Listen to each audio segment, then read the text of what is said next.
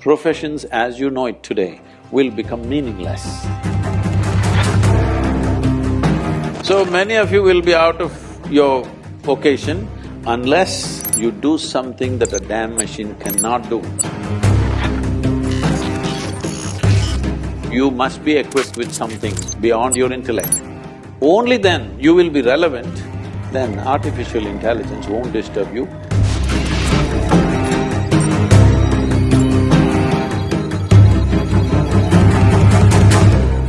So, in today's technological world, we know that artificial intelligence and robotics are taking over. Those are the cutting edge technologies.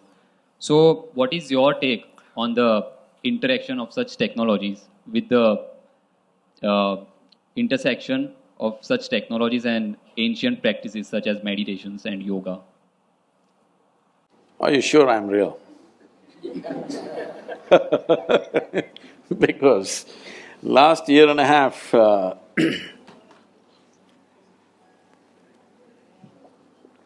they've been inviting me to speak in all sorts of artificial intelligence conferences in the world.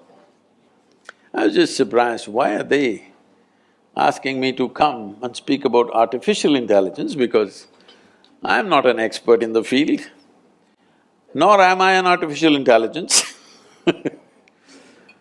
So I asked them in one of the conferences, it was in St. Petersburg, I said, why are you guys inviting me to all these artificial intelligence conferences? I'm a natural intelligence, not an artificial intelligence. They said, the problem is, what are we going to do? We're going to lose our jobs. These are all professors in big universities in MIT and in Harvard and these kind of places. They're asking me, what are we going to do in another 10 years' time? Because everything that we know, everything that was sacred till now, suddenly is going to be there on a little gadget.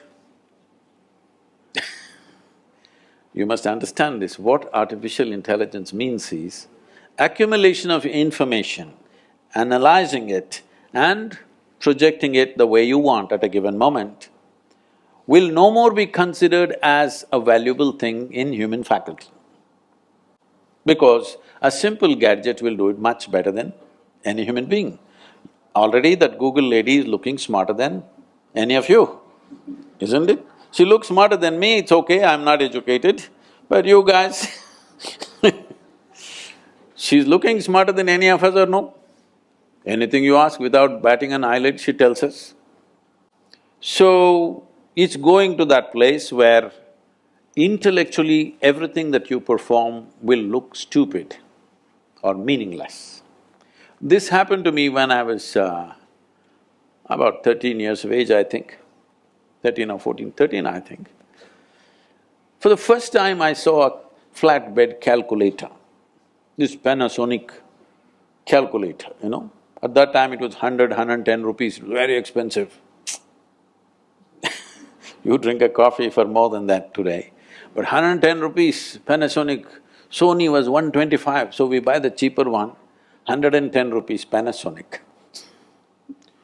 And they show me this, I never bought them. Somebody brought one and they showed me, took. Results. Then first thought that came to me is, why the hell am I wasting my life in the mathematics classes?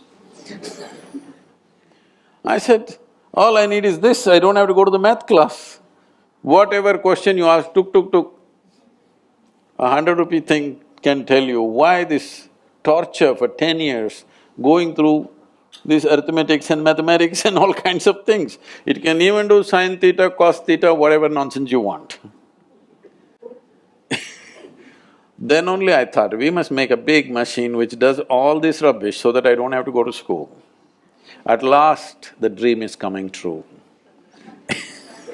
In the next 10-15 years, the education as you know it, professions as you know it today will become meaningless, because right now they've created these machines. So once this happens, many things that we are spending years on learning will be meaningless. They're designing something that if a customer comes and says, what kind of house I want, what is my aesthetics, what is my culture, what I like, how it should be, and what's my budget. A machine designs a complete house, 10 different alternatives that you want, including paintings, hangings in the wall, the furniture, the works. Now they're saying in another 5 to 7 years, they're saying it can even print the house and build it. So just imagine the design, guys.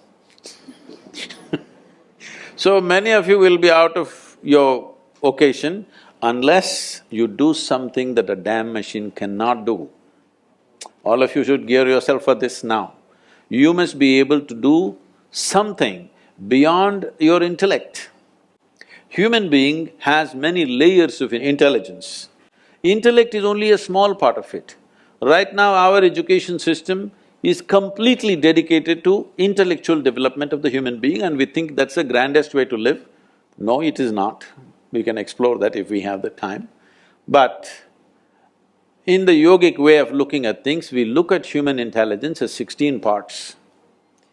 If you explore other dimensions of intelligence, only then you will be relevant when everything intellectual. Intellectual means your intellect cannot function without accumulated data.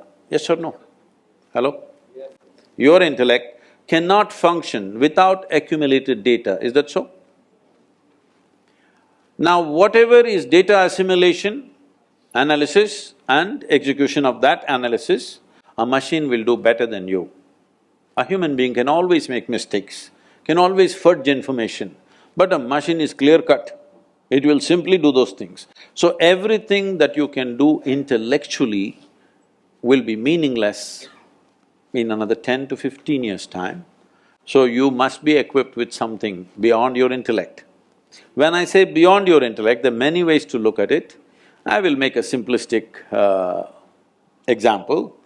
Simplistic because if we go into more sophisticated examples, we'll have to do a lot of exploration. We don't have that kind of time today. For example, what did you eat for lunch? Maggie.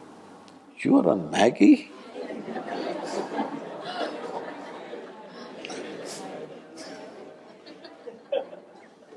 Can't you… somebody take care of his nourishment? He's on Maggie? Okay, even if you eat the noodle, a noodle doesn't look like him, doesn't feel like him, nothing. But this noodle he eats, within 3-4 hours' time, this Maggi noodle has become a human being, isn't it? Yeah, part of it. It's become part of the system. So you are manufacturing such a complex machine with Maggi noodles.